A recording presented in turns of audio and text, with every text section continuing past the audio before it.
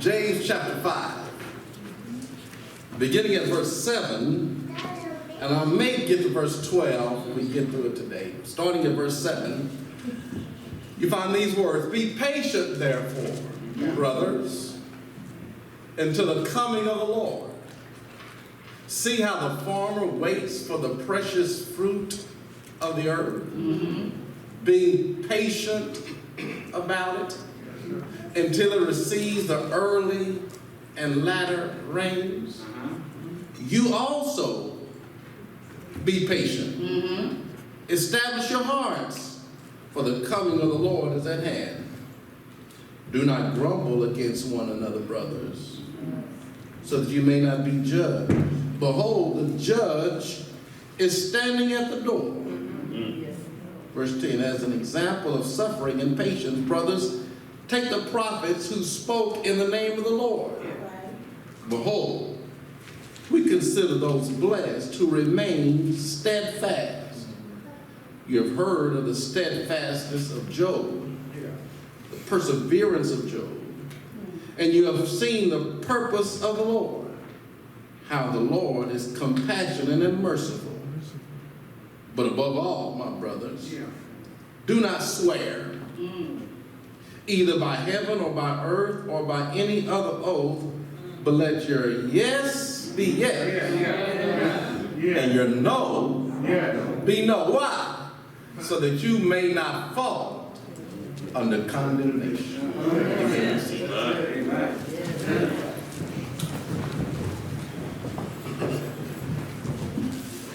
There's a statement that was written and turned into a song. The statement was, "Life is a bowl of cherries." And if you look up that song, it talks about how life is really pleasant. Life is full of pleasantries, and life is pleasurable. Life is a bowl of cherries. It's winsome and it's wonderful. Well, in 1931, they turned those lyrics into a song. Talk about life is a bowl of cherries. Well, not too long ago, Irma Bombay wrote a series of essays, put them in a book, and asked the question: if life is a bowl of cherries, what am I doing here in the pits? And ladies and gentlemen, I want to talk to somebody today that has that question on their mind.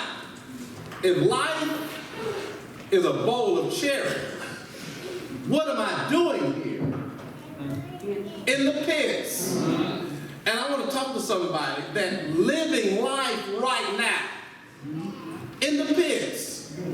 I mean, you're depressed, you're sad, and you're dealing with some things in your life.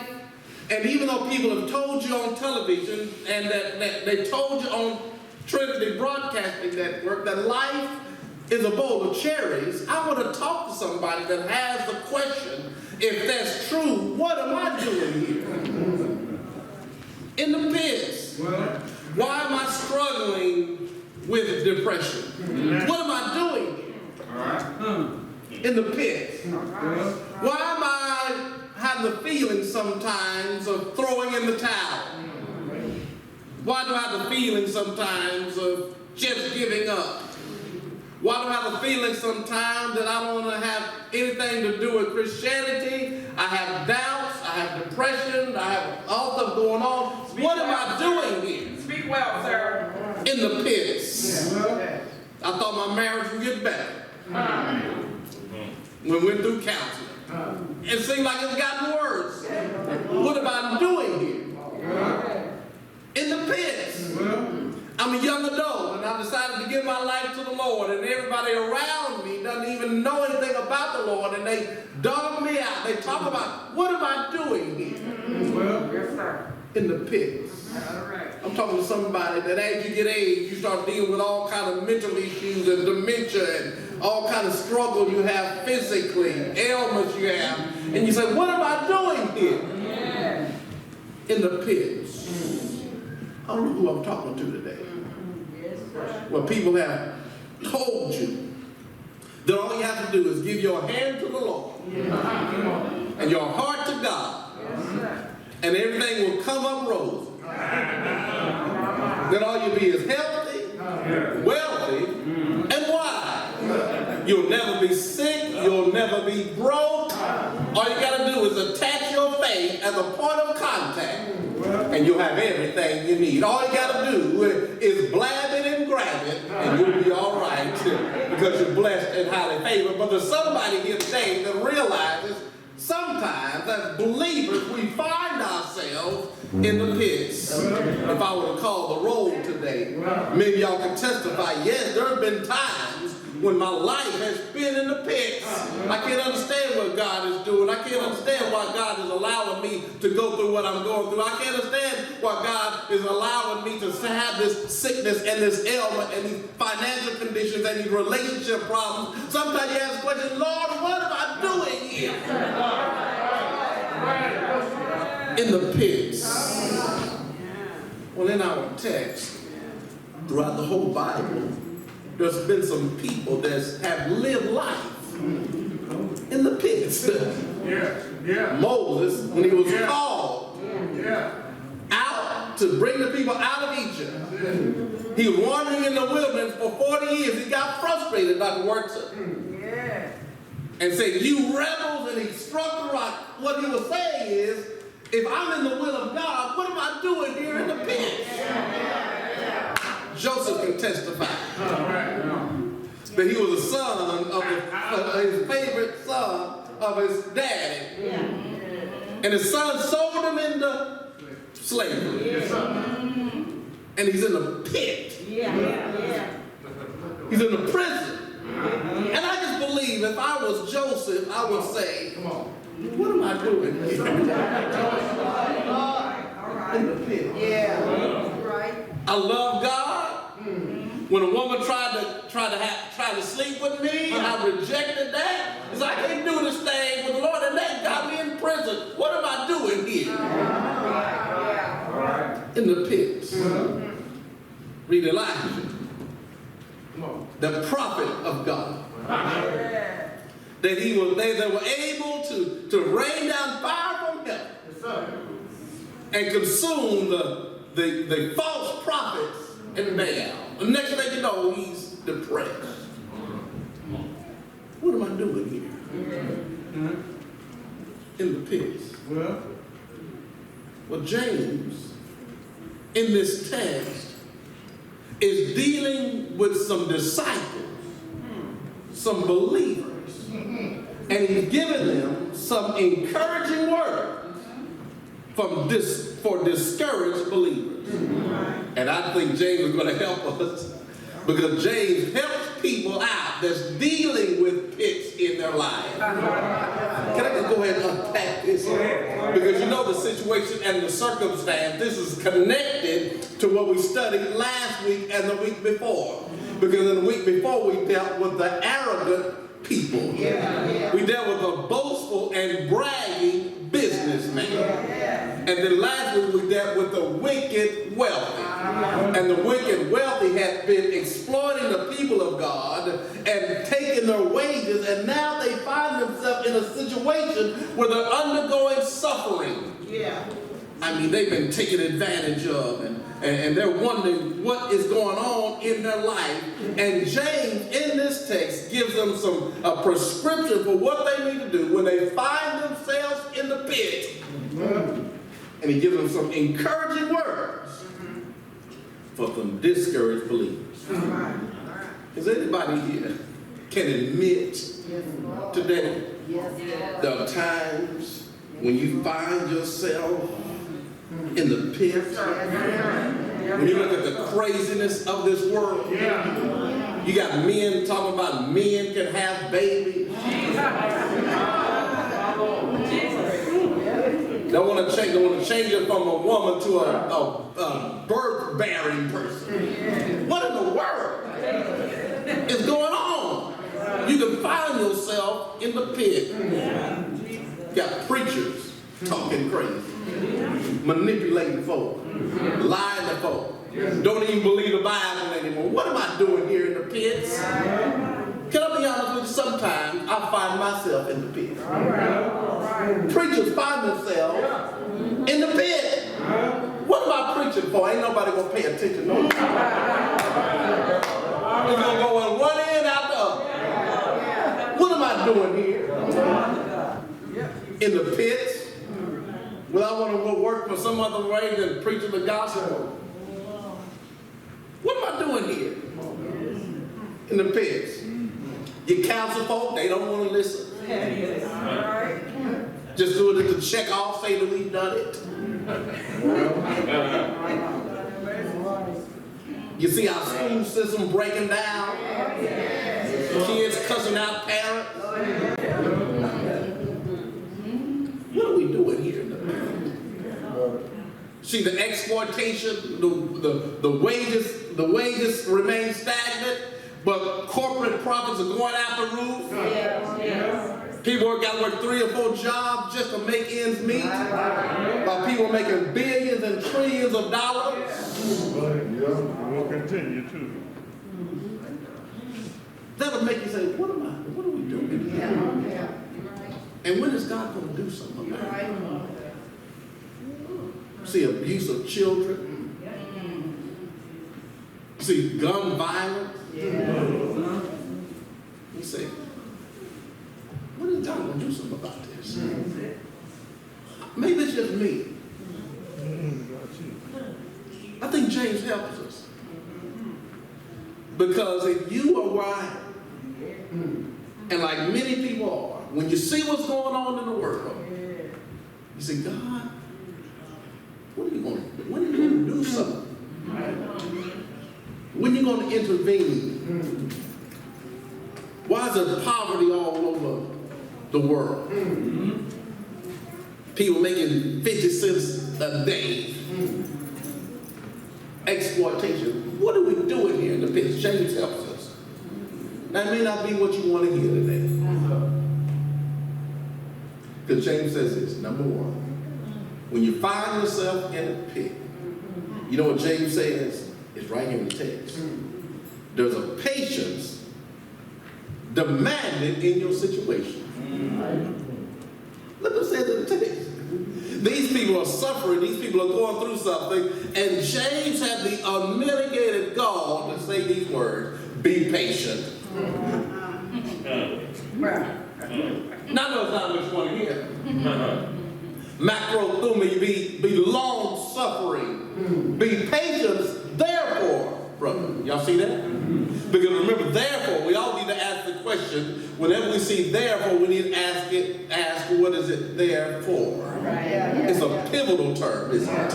It points back to what has been said and points forward in how you're supposed to respond.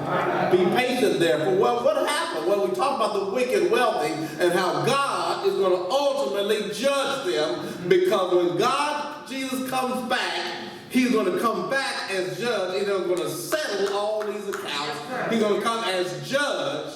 And since you know that He's coming back soon, be patient.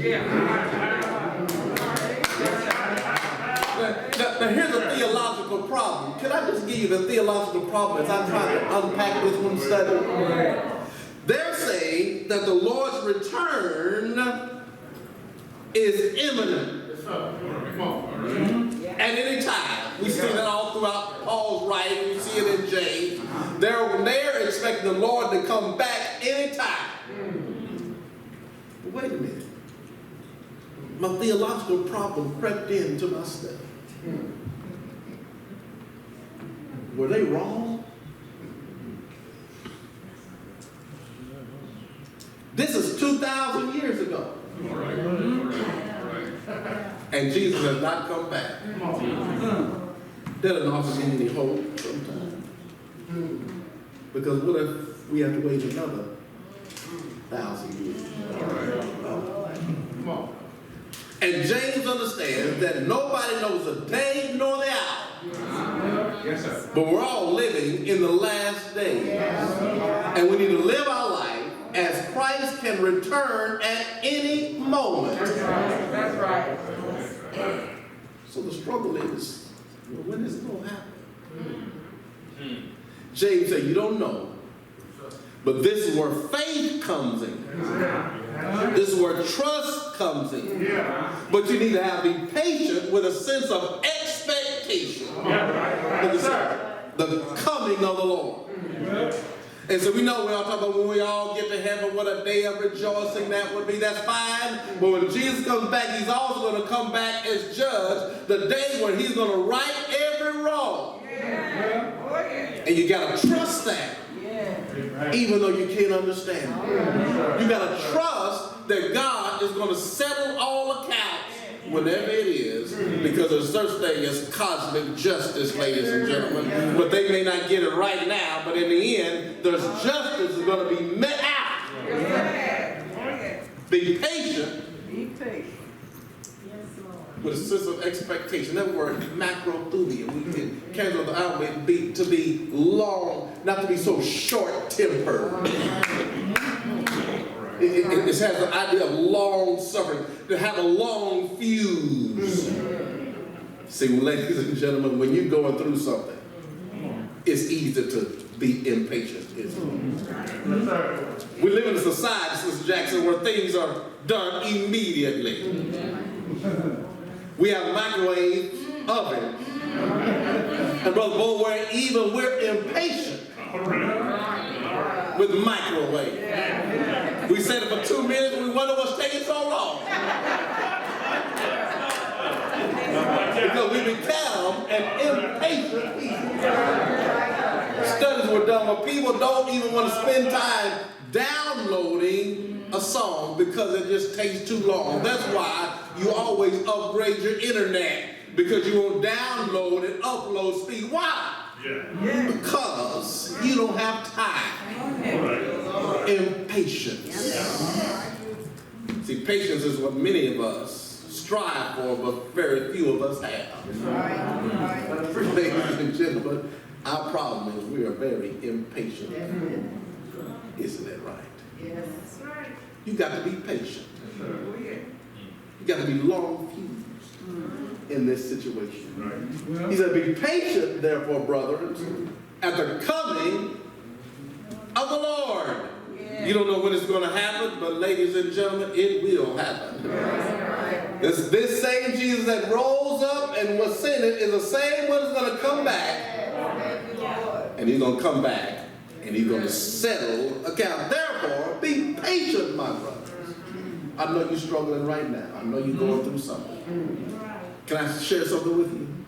Be patient. I know they're treating you wrong on the job, and I know they ain't doing you right. Can I suggest something to you? Be patient. I know you want to throw in the towel. I know when you say forget it and you walk off and just say, man, I'm done with this. Can I just give you a word today? Be patient. I know you don't feel like, man, I don't feel like coming to church. I don't feel like studying. I don't feel like doing this. And it don't seem like it's getting me anywhere. I got a word for you. You got it. Be patient. But be patient with a sense of expectation. Well, how do I want to be patient, James? It says it right here. Look what it says. See how the farmer waits for the precious fruit of the earth, being patient about it until it receives an early and latter rain. Not only need to be patient with expectation, you need to be patient with an idea of realization. Watch this. Anybody ever do any farming? See, we live in this is an agricultural society. They're living in an agrarian society, so they're familiar with planting crops. They're familiar with planting things, and they know the realization is once it's in the ground, there's really nothing you can do about it. Everything has different times of germination. Some things germinate quick, some things take a long time to germinate. It depends upon the soil, it depends upon the sun, and it depends upon the heat. So once it's in the ground, ladies and gentlemen, the realization is that nothing you can do to make it come faster. said the realization is you got to be patient. In other words, you can't go out to the garden and check to see every day. Come on, what's taking so long? Because we live a life, Dr. Works, of being impatient. When is it going to grow? When is it going to come up? When is it going to bear fruit? He said, you got to have the attitude of a farmer that understands that once it's in the ground, it's not up to me, it's ultimately up to God. Be patient, therefore, brothers, as a farmer waits with a certain realization. Wait. Be patient. And its patience does not just sitting idly by on the shelf of complacency. It has with the idea that I'm in the midst of my patience, in the midst of my waiting, I have to trust God in the process. That's what it says, wait on the Lord and be of good courage, and he shall strengthen your heart. They that wait upon the Lord shall renew their strength. They shall mount up on wings as eagles. They shall run and not be weary. They shall walk in thy faith. Therefore, wait on the Lord. Well, wait with a sense of trust in him. Well, where do I get that from? It's right here in the text. As a farmer trusts in the latter and early rain.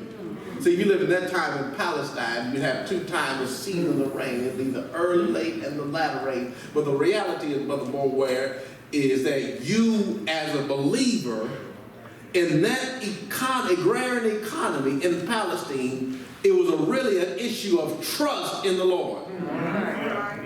You had to trust that God would bring the early rain. You had to trust that God would bring the latter rain. I know you're waiting, but are you waiting with a sense of trust in him?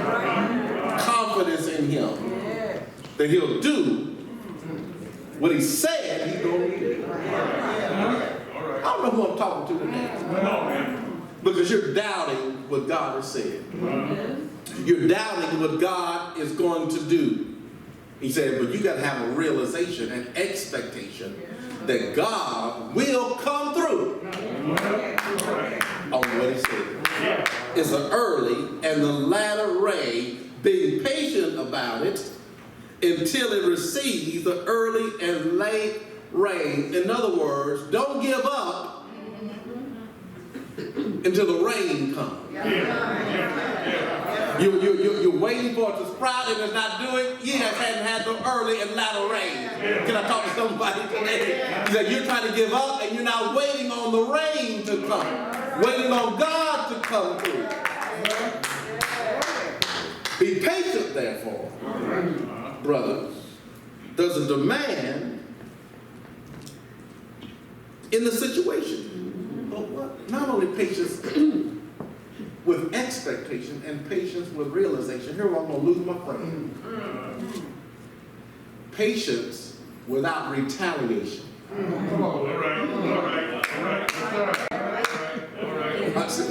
Because here's our response. Is when we're done wrong, our immediate response is, I got to get back at them. Now I know y'all saying and y'all don't think like that. But can I take a page out of my own life? Yes, sir. Because if you do me wrong, I'm trying to think about you're like, all right, no problem. Don't worry about me. But I'm thinking about how in the world. See, because they got to pay for what they did. They know they did me wrong. But I got something for them. He said, patience without retaliation. I know y'all want to get back. I know y'all want to cut somebody. I know you want to cuss them out. Y'all still cuss some people. And when folk do you wrong, the first thing is,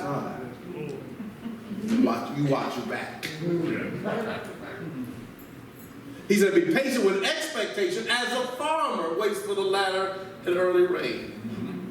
Be patient with a certain realization that Lord is going to come back and he's going to deal with the situation when you're in the pit. He said, I want you to, watch this, I want you to be patient without retaliation. I know you want to get back at the enemy. Jesus says, bless your enemies. What? That's not how it works. I want to get revenge. Patience without retaliation. What? Wait a minute. Pray for those that despitefully use you. That's a new ethic in it. Because that's not how it works in the world. Because he's trying to change, in this text, he's trying to change your attitude and your activity. He's trying to change your disposition, your worldview. Because in the world it says, you cut me, I'm going to cut you. All right. The worldview is, you cuss me, I can cuss just as good as you can. It's a word I ain't used in years. The reality is, James is trying to say, I want you to look at this thing a little bit different. All right. And when you want to get back, he says, I want you to be patient. Now I know that's easier said than done. Yeah. Because we get in the flesh. Yeah. It's easier said than done. But he says, when you find yourself in the pit, and you wonder when God is going to do something about it, be patient. In this text, All right. he said there's a patience that's demanded in that situation. Yeah. But is that all? No. He says something else. He says, help us, James. He says, you also be patient in the same way. Establish your hearts, for the coming of the Lord is at hand. In other words, he says, here's what you need to do. You need to guard your heart. You need to establish your heart. Heart, does he mean the muscle that pumps blood throughout all the veins and the corpuscles and the arteries? No. Heart represents, it's a metaphor. Yes. Heart represents the seat of the mind, the seat of the will, and the seat of the emotion. And he said, here's what I want you to do. You know the problem is that when we find ourselves in the pit, there's something goes on in our heart. Something goes on with our emotions. Something goes on with our mind. Something goes on with our will. And the thing is that you want to react from your heart, which is desperately wicked. He said you need to establish it. You need to establish your heart. Why? You need to establish a place in your mind, because you'll think stuff. That was somebody. I just wish if could you imagine if I could take your mind and show it what's going on your mind on that screen? All the people you want to get back at. What you think about me when I'm telling you to be patient?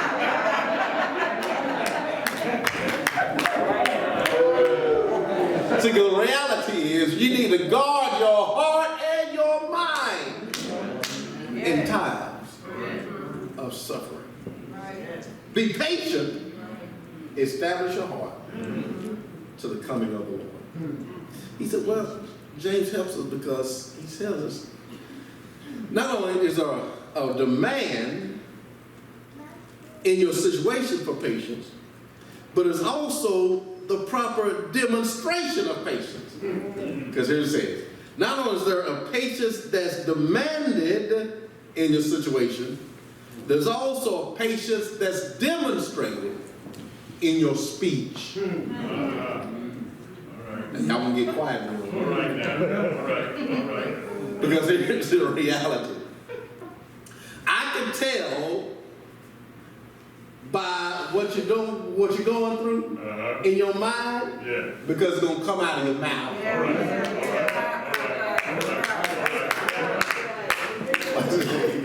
Now here's what Jay is saying. He says, here's what I need you to do. I need you to guard your speech in time of suffering. I need you to be patient, but I want that patience not demonstrated and demanded in your situation, but I want patience also demonstrated in your speech, how you talk to one another. Here's what he said. It's right here, Brother Jackson. He says, groaning. Y'all see that in the text? Do not grumble against one another. Y'all see that? Do not murmur. This idea. He says, here's what happens. When you're going through suffering, can I be honest with you? Go ahead. You start murmuring. You start complaining. Just like they did in the wilderness. And I got to be honest with you, the first person we complaining against is God. Come on. Amen. Why are you letting me go through this? I thought you were a God that sits high and looks low. I thought you were a God that could intervene. I thought you were a God that ain't nobody besides you and all that. You omnipotent, you omnipresent, you all this and that, but you ain't doing nothing about my situation. Murder.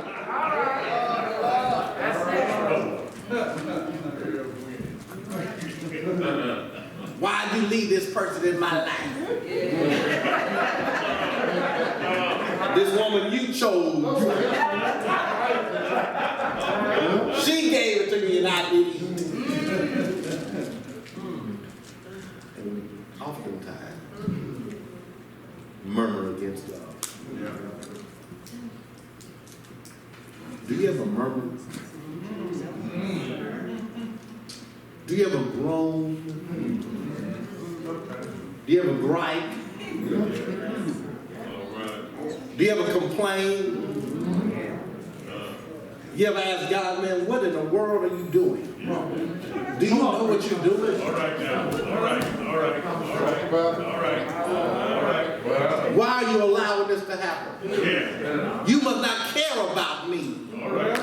You must not care about my marriage. You must not care about this situation. Why am I going through what I'm going through? We murmur, and it becomes a pattern of our lives.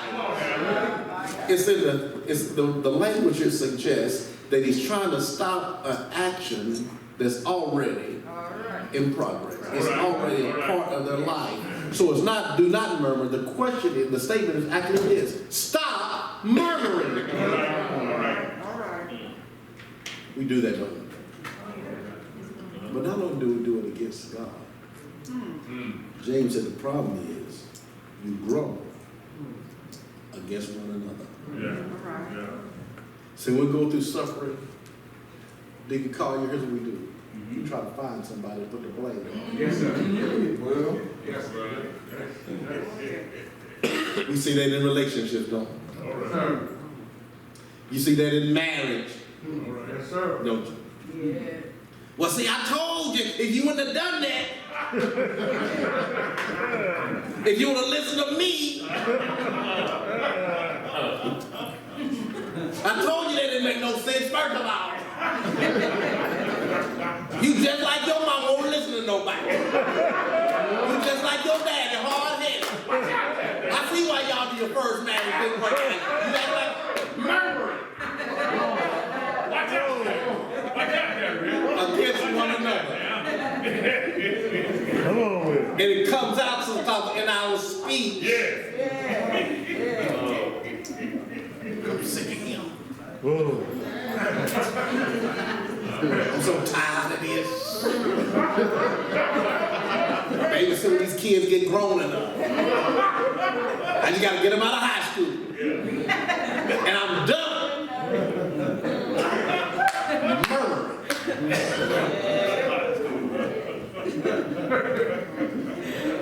He said, and that's what happens when they find ourselves in the pits of life, we begin to talk about one another. Tear them down. Bring them down. And James said, stop murmuring against one another. Because the reality is in this text, he said, do not grumble against one another, brothers. Why? Look at verse 9. So that you may not be judged. So here what happens when you murmur against one another and start blaming folks. You ain't got the whole story. And if you don't have the whole story, you're now becoming judged. He said, no, there's only one judge. We talked about this a couple weeks ago. There's only one judge, and you ain't it. But let me tell you, look what he said. There is a judge, but look what he's doing. The judge says, look at verse 10. He says, the judge, the only judge, watch this, he's standing at the door. You ever been to court? You're sitting out there in the courtroom, and then all of a sudden say, hear ye, stand. Right? Judge Judy is presiding. Then that's out of nowhere. Judge Judy walks through the door. He said, here's a reality. The reality is, ladies and gentlemen, that if this was a metaphor of the place and time, you don't know when the judge is coming through that door. All right. And what if he comes to that door, and when he comes to that door, you're murmuring against your brother? What if the judge comes to that door, breaks the span of time, and in the midst of it, you're cussing your husband out. You're cussing your wife out. You're talking crazy to your kids, and you're blaming everybody except you for your situation. You're blaming God, and all of a sudden the door opens. How would you feel if that happened? He's a reality. The judge is standing at the door, on the threshold, waiting to come in. When Brother Bruce was praying, me and Brother Colin were back there waiting. As soon as he got through, he came in. He said, that's the idea. The judge, Jesus Christ, is standing at the door, waiting to come in. He says, well, help us, Jason. Verse 10. Let me give you an example of suffering and patience, brothers. Take the prophets. He's going to give illustrations. He's going to give the prophets, and he's going to give Job. He has 3 illustrations for patience and perseverance. The first illustration is a farmer. The second illustration is the prophets. And the third illustration is Job. It's right here in the text. I ain't making it up. He said the second illustration I got to be about patience is the prophets. Now, we don't know specifically what prophets he's talking about. Brother Brooks talked about the greater cloud of witnesses. The ones that have been through something, and they all died not receiving the promise. If we'd have cataloged and chronicled all the prophets that suffered, he said, look at them. Look at Jeremiah that was in the stocks for obeying God. Look at Jeremiah. He's preaching, and everybody around him is preaching the health and wealth gospel. And they're listening to them. Look at Jeremiah. He finds himself in a pit where Ethiopian has to bring him out. All kinds of problems. Some say the prophet Isaiah was sawn in two to do what God has told him to do. Some people have gone through all kinds of problems. Said, look at them, and even though they went through the suffering, they all had their eyes on the prophet. Now, ladies and gentlemen, let me be honest with you. Every prophet had some times of doubt and depression. They struggle sometimes. Jeremiah said, God, you seduced me to get into this thing. I was minding my own business, doing what I wanted to do, and you called me to these rambunctious, these hard-headed, stiff-necked people, and none of them are listening to me. You sold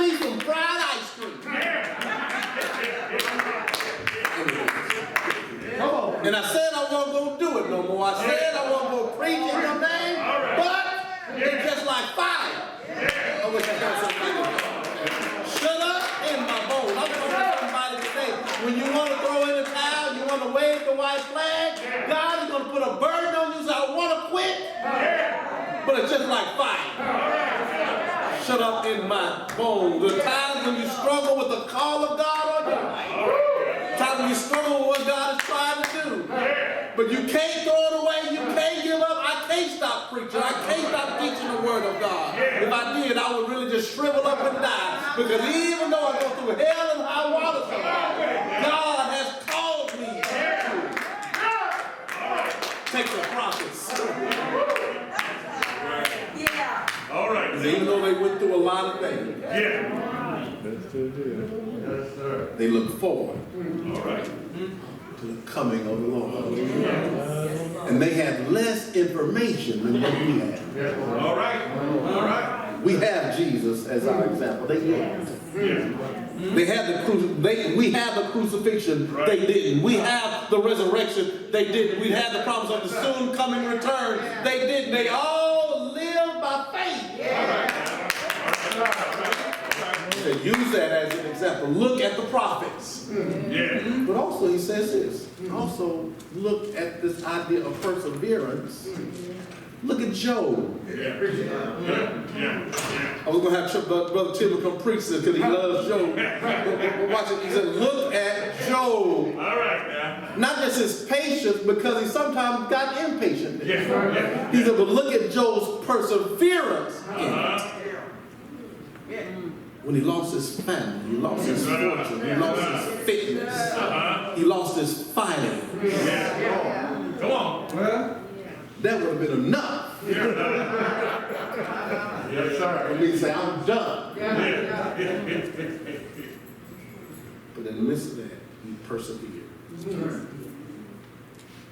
Because even he didn't understand the plan of God. He persevered in the midst of it. So you don't know what God is doing. All right. Because you can see what he sees. Yeah. You don't know why God is allowing this to happen. Come on now. All right. We don't understand. Yeah. And I wish I had a crystal ball. I wish I could tell you. And I wish I had a word from the Lord. But I don't know why God Come on. has allowed you to be sick. Amen. All right. I don't know why God has allowed you to be diagnosed with a illness. All right. I don't know why God allowed suffering into your life. I don't know. And I'm not going to lie and make up anything. I ain't going to try to be a prophet, nor a son of a prophet. All I can tell you is what's in this text. He said, you don't know exactly what's happened, but here's what you do know. He said, you know that in the midst of it, you can persevere. You can stand under it. All right. And he says, here's the thing. Those who spoke in the name of the Lord, they're blessed. Verse 11. When they remain steadfast. Paul said it best. Be steadfast. Unmovable. All right. Always abounding in the work of the Lord. For this thing I know, your labor. All right. I know your friends tell you you don't need to do this, but your labor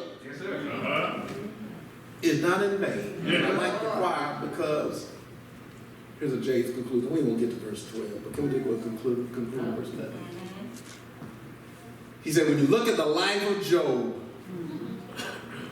when you look at the life of the major and minor prophets, James says, there's one thing you can conclude. How the Lord is compassionate. Say that. and merciful. Yeah. I don't know about you, but times, even in my doubt, times when I want to quit, here's the thing I discovered. The Lord is compassionate and merciful. See, I know y'all do everything right. But just as when God, Jesus walked through the door, he can judge the rich, he can also judge me as well. For every evil thought, for every evil motivation, for me to do the right thing but do it for the wrong reason. He can judge all of us, but here's one thing I conclude, Brother Collier, that he's compassionate and merciful. And for your goodness and your mercy toward us, we offer praise. Can anybody praise God for his mercy today? If it had not been for his mercy, where would I be? Thank God that his mercies are new every morning. Great is thy faithfulness. But you know what, Brother Bruce? When I woke up this morning, I woke up to new mercies. Because my old mercies can't cover my new mistakes. Every morning I wake up to new mercies. And he said, the mercies that have been extended to me. When I mess up, he got mercy. When I think the wrong thing, he still gives me mercy. When I go places I should not have gone, he extends mercy to me. When I say things that I should not say, he extends mercy. When I grumble against God and man, he extends mercy. Is there anybody here that can testify to the mercy of God? Aren't you glad for his mercy? Aren't you glad for his grace? Thank God for his mercy. It's his goodness and his mercy, not just toward us, but toward me. I got to do nothing but offer praise. How do you handle life in the pit? Realize there's patience that's demanded in your situation. How do you handle life in the pits?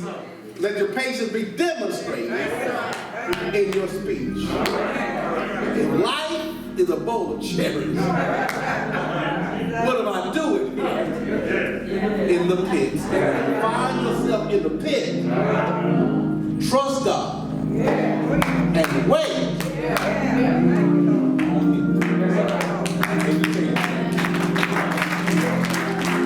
Wait on the Lord and be of good courage.